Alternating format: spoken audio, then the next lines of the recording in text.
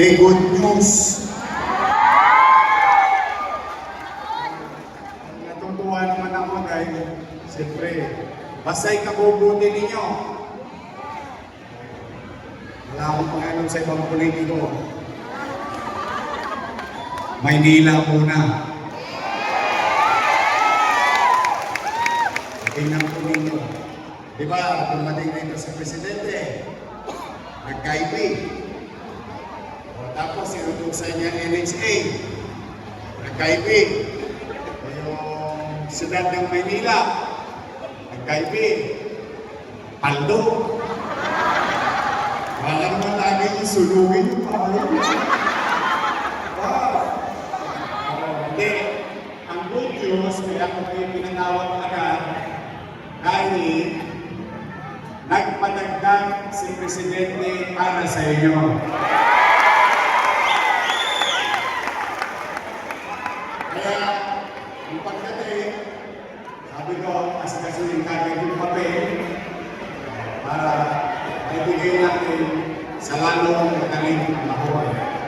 Kaya, palapalagaan ng mga taga-MBS na balo. Siguro ito, Jay, sabi ko, wala silang lalakang kami, nasa patawag na namin yung mga taga-Manola para magamit yung agad pandagdag. Kaya, ay pinadala sa Presidente, 10 million na higit. Siyempre, kung napilit yun, o lumabas, bawat isa sa inyo may dagdag na bigay sa President Marcos na tigpa 5,000 pesos. So, kapit ka,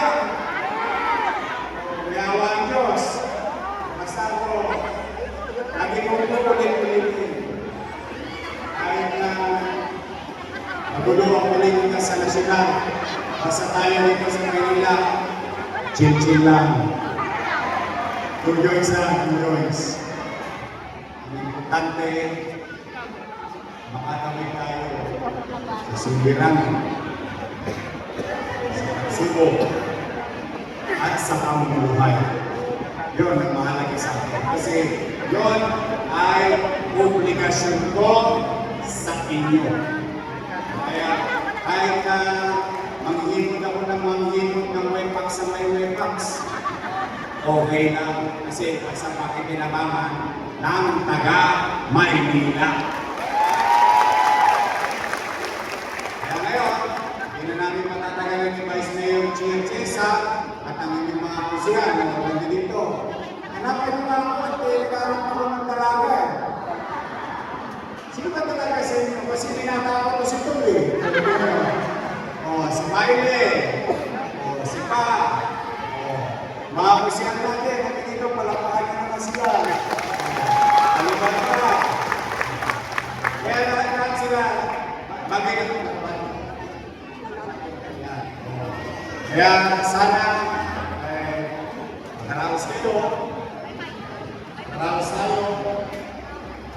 Sana maging ang araw na maluwag na ang buhay.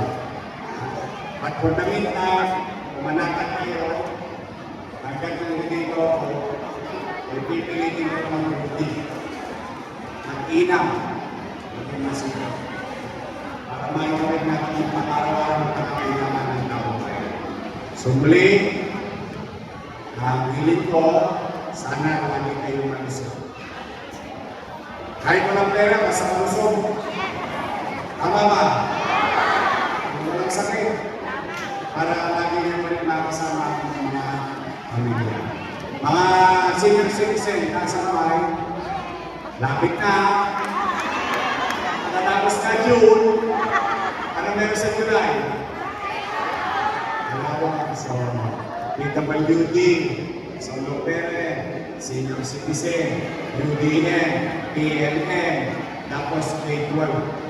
Sa lahat ng bagay na nasimulan ko na, nung nawala ako, medyo mabig lang, bumalik ako, sino lang ulit, magpapatuloy ko.